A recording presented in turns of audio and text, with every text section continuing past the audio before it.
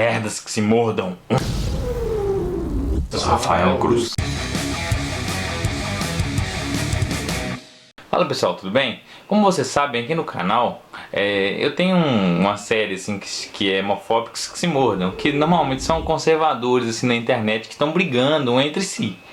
E agora eu resolvi fazer uma outra que é o Merdas que se mordam. O que acontece? Tem gente, principalmente o Cássio, que vive falando aí que eu sou do merda, não sei o que.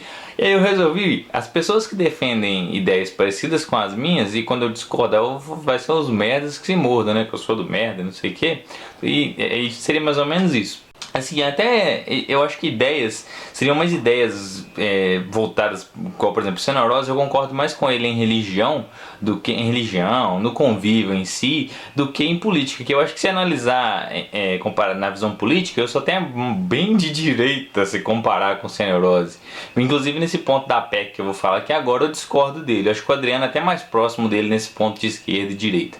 Então vamos lá, para não ficar empurrando muito o vídeo, alongando o vídeo. Olha só, Pirula, ele falou uma coisa numa live que ele fez que eu concordei com ele. Eu concordei com ele relacionado a essa PEC.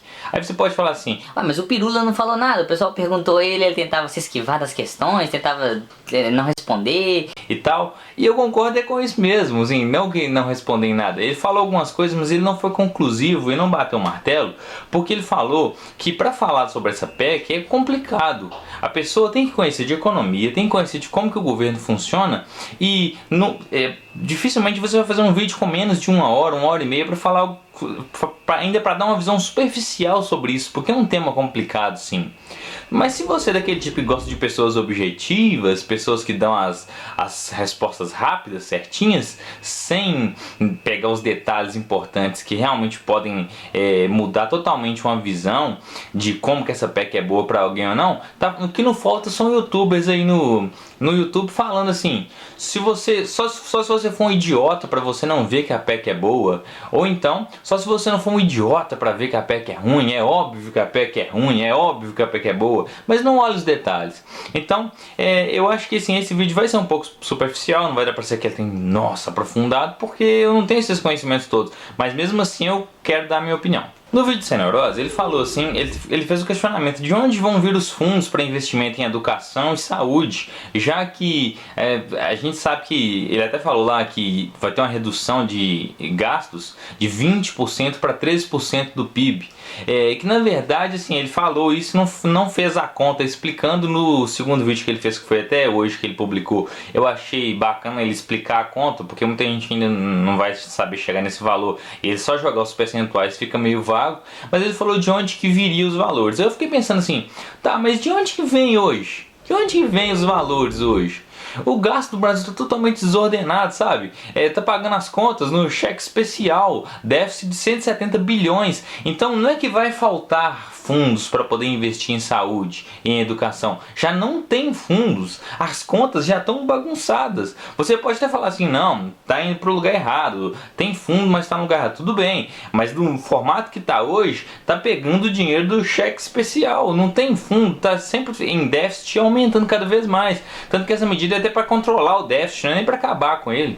E outro problema que eu vejo nisso é que se você foca na quantidade de gasto que está acontecendo, sendo que o mais importante que eu vejo, assim, é claro que a quantidade é importante, mas o mais importante do que isso é a forma que está sendo gasta, porque inclusive a gente vê que os investimentos vêm crescendo e a gente não vê uma melhora, a gente vê ao contrário, piora em serviços de saúde. A gente vê prefeituras, estados e o governo devendo e tendo que cortar coisas. A gente vê que não está melhorando. Então, maior quantidade de investimento não necessariamente significa melhor qualidade do serviço.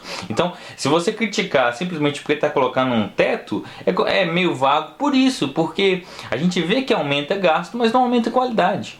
Aí o Senerosa até falou que não, mas não é gasto, é investimento. Que eu concordo com ele, não é gasto, mas é investimento. Mas é um investimento muito ruim financeiramente, sabe? É um investimento muito ruim, porque ele falou, Senerosa, o dinheiro que você coloca na população, você passa o serviço para a população, ele volta para o governo, o gasto do governo volta para o governo. Calma aí, não é bem assim, volta para o governo. Ele não volta 100% para o governo. Por exemplo, se você gastou lá R$100 com saúde, desses R$100 era para pagar uma parte do funcionário para comprar equipamentos. Uma parte desse dinheiro que foi para o funcionário, sim, ele vai comprar coisas e vai voltar para o governo como imposto. Mas ele pode fazer uma poupança do resto do dinheiro que ele recebeu. O dinheiro que ele pagou no produto que ele comprou não vai todo para o governo, vai ser uma parte que é um imposto. Então a outra parte pode ir para outra pessoa. Quem vendeu o material também nessa venda, tem um imposto? Pode ter sim. Mas quem recebeu esse valor não necessariamente vai mandar, esse valor vai todo voltar para o governo. Não. Ele pode fazer uma poupança, ele pode investir em outra coisa. E aí você vê, não necessariamente vai ser consumido. E aí assim, você vê que é um investimento negativo. O governo está colocando um dinheiro para a população que não necessariamente volta 100% para ele. Então pode ser considerado sim um investimento, mas não um investimento lucrativo, positivo. Nem retorna o tanto que foi investido, retorna menos. Um outro ponto que o Senerosa falou que eu também discordei dele foi que ele falou o seguinte, ele falou que está na Constituição, a Constituição já resguarda o bem-estar social e por isso não pode mexer na saúde, na educação.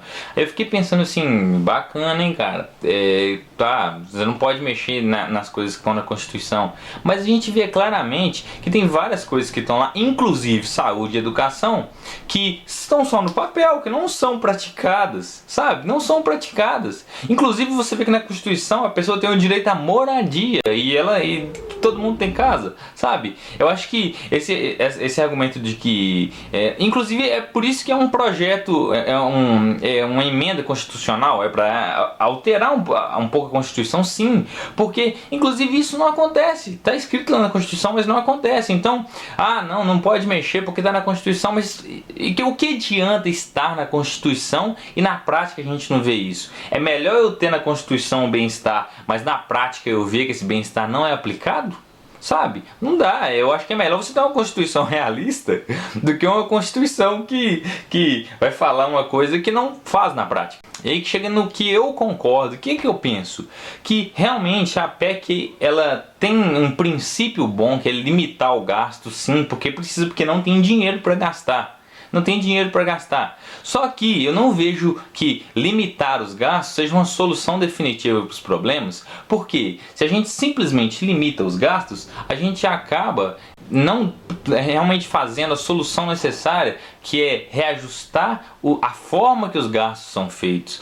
Eu realmente concordo que a gente tem que parar de gastar mais, concordo que a gente tem que procurar administrar melhor os fundos que as pessoas têm, o fundo que o governo tem, mas tem que ter esse congelamento sim, tem que ter, porque se continuar aumentando os gastos, você não vai ter dinheiro para nada daqui a pouco. Tem até um comentário no vídeo do Senerosa que fala que o erro da PEC é focar nos gastos e não no que realmente é arrecadado.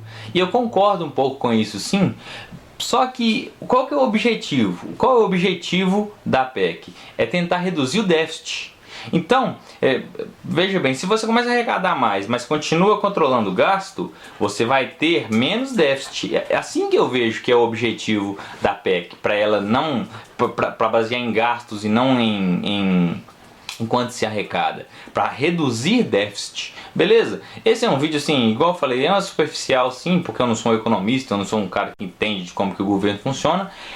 E eu acho que provavelmente todos os vídeos de youtuber que é menos de 1 hora, menos de 40 minutos, vai ser mais focado mais por esse lado mesmo.